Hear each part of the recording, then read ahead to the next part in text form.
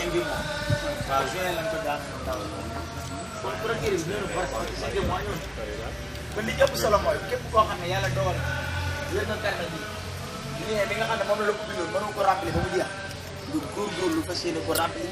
ba mu mat parce que loolu mooy li nga xam ne moom la képp koo xam ne yaa ngi social boobu nag ñu bàyyi ci xel bu baax a baax. Romnel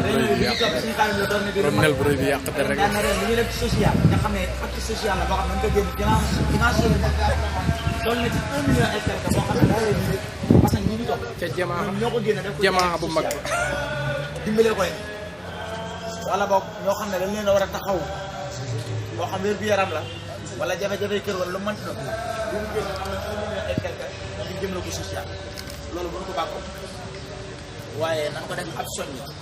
bu nekk ñun xool ci boppam ba xam aw ñaqam doon na ci dem wala demu ci woon su yàlla dogalee sax ñaq demu ci woon nga fa seeni koo dab dabaat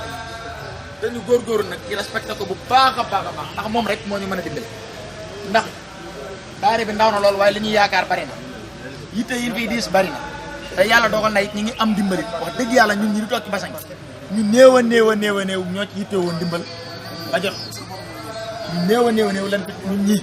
yaakaar naa bi ñu commencé léegi néew na de ah man na ñu ma gis ñi respecté daara bi tey ñëw